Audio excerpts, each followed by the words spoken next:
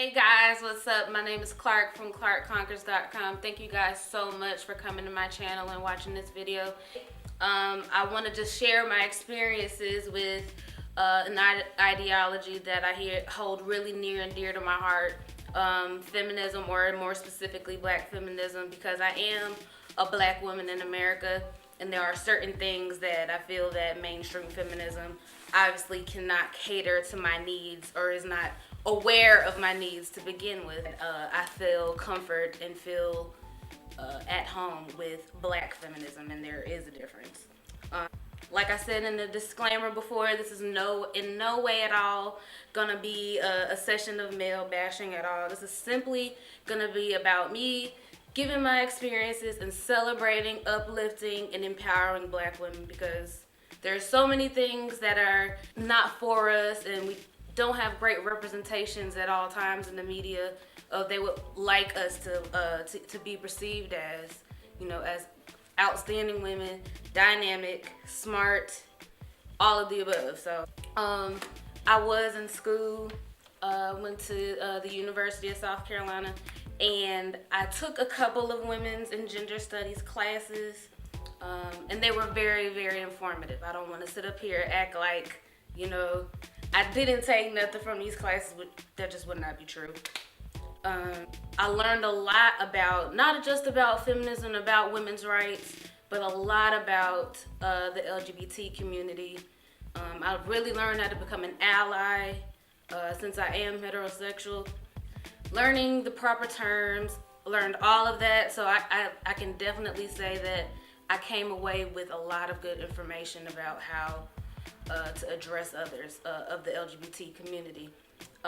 But seeing hardly any black women, if they were mentioned, it was just a casual mention, like I wasn't satisfied at all, I wasn't fully fulfilled with everything that I was taking in. I felt like as a black woman, it was on me to seek this out and figure out, there are definitely women out here that look like me, that want to challenge the status quo, that are dynamic women with these crazy minds, crazy huge minds that can take over the world. But I wasn't getting that, so it was on me, to seek that out, and fully immerse myself, with the research of finding out what black feminists were doing and the differences between black feminists and mainstream feminism. So the amount of learning and unlearning that you have to do when it comes to stuff like this. Like, when you're learning about this stuff, when you're unlearning everything that you thought that you knew before, it can be very, very, very overwhelming to see just how much sexist and misogynistic rhetoric is just out here in everything in our society. It's from women to men, women and men alike. It ain't, white, black, red, whatever.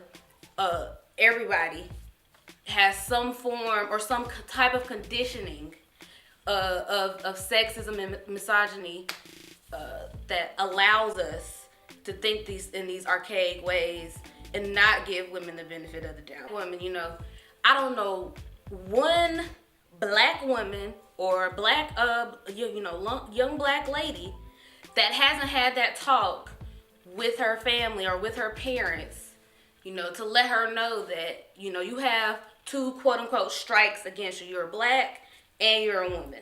So with that, you kind of have to navigate life a little bit differently. Still now, I still get the same type of talks with my mother and my father and everything like that, because it's very, a very interesting thing. Being a double minority, it can be a lot. It didn't really take me long to, find out what my place in the world was. I was, as a kid, I went to a school that was mostly white, a mostly white elementary school, and it was only 3 black girls in my class from 2nd to 5th grade. There were no black little boys. There were just 3 black girls, and I was one of those girls. So from there, and then all my teachers were white women. So knowing that, I'm a smart little black girl, and I'm raised in the South, as you can probably tell. The race relations are a little bit more tense down here, I would say. Even as when I was a little child, I was being, grown white women were threatened of me. My teacher, she knew how smart I was. She knew how smart me and all the other 2 black girls were. All the 3 little black girls in my class. She knew how smart we were. And she did not like how I knew that I was smart, and how she knew that my parents knew that I was smart, So from the beginning, it's been kind of just been an uphill battle.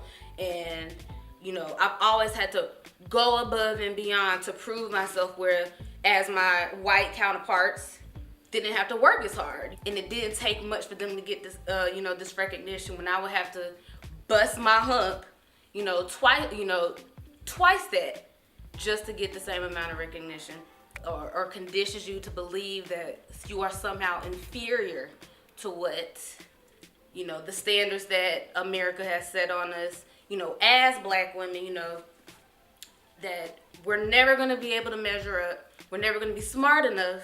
We're never going to be beautiful enough. We're never going to be feminine enough. We're never going to be as docile as the rest of the other races of women. We're always going to be considered angry. All of these stereotypes that you kind of have to navigate, even as little girls. Put you in the headspace where you look at life completely different. Being enlightened and knowing that you won't take mess from anybody, and that you know your rights as a person, and being aware, of your lot in life, can be very intimidating to some people who haven't, been fully immersed or have any prior knowledge of what it is to be a feminist, or the ideologies or the practices of what feminists do. But when you have to explain yourself constantly to people that don't really want to understand, make the strongest person weary. Anybody, dealing with that, time and time again, it's a lot on the person. Always having to prove your humanity. We've always been taught not to be loud, We've always been taught not to, to dress modestly, or never seem to be smarter than your male counterpart, Always taking the back, being in the background, staying pretty, looking cute, being quiet. I'm not with that at all. I definitely think that, there have been so many women before me that have allowed me to even be in this position to even speak to you guys about this. They've paid the price. They've suffered, they've cried, they've bled to do the things that young women like me can do. With anything, being able to go to a predominantly white college, being able to vote, being able to have a credit card, being able to, have an apartment in my name without having to have my significant other sign the lease. And I can't forget that at all. I can't forget that. As a black woman, I can't forget that. And my ancestors would be rolling over in their graves if I didn't go above and beyond and have this higher level of consciousness and think for myself and always want better for myself. It would be doing them a disservice, for sure. So I also want to be able to share with you guys some of the books that I've read as well that were very, very instrumental to me learning as much as possible, as an introduction into, what it is to be a black feminist. I want to say is Black Feminist Thought by Patricia Hill Collins.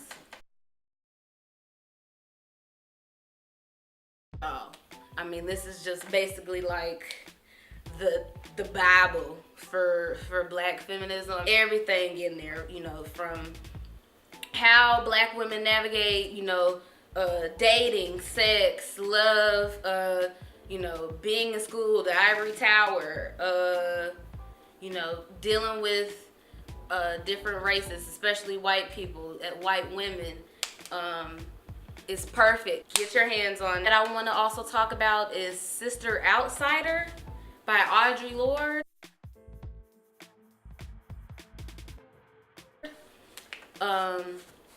Very, very powerful book. Audre Lorde definitely has a way with words. Good, great. Going to Europe, and she's a Black American woman, going to these spaces, and that aren't predominantly Black. The third book definitely that you guys want to take advantage of, just as a sort of to dip your feet in the water, is Women, Race, and Class by Angela Davis. Angela Davis is like one of my idols. She's incredible. Went through it all. I mean, she was on the FBI's most wanted list at one, for a while. At one point in time, I mean, she, had close ties with the Black Panthers. Incredible, monumental. Read this book, and it will show you how women, race, and class, and how they intersect with each other, and how it all really works together, and how it all is paralleled with each other. Extremely great book. Take a look at it. And I don't want to sit up in here and act like I'm some type of expert on what it is to be a Black feminist, because listen, I'm not at all by any means. I'm still learning. I have an Amazon wish list that is like 400 books long because it's just so much to learn. Also learn about as much as I can about, our African sisters and what they've all done, because I have so many, like I said, in my Amazon wish list, like I have so many books by these Black American women and African women that have so much to say. Growing in this ideology, I'm becoming more radical at certain things, militant at certain things, and then easing up and becoming more open-minded on other things as well. So it doesn't stop. This is a process. There are still things that I have to unlearn for myself as well. I knew that Black feminism, that being a Black woman, Black sisterhood, this is home. A poet, her name is June Jordan. She's a Black woman. She has a quote in one of her poems saying that we are the ones that we've been waiting for. And I want you guys to remember this. I want you to chant this to yourselves. I want you to keep it in your brain that we are the ones that we've been waiting for. Nobody else can save us but us. Stay empowered, stay uplifted. I love all of you guys. Thank you guys so much for watching.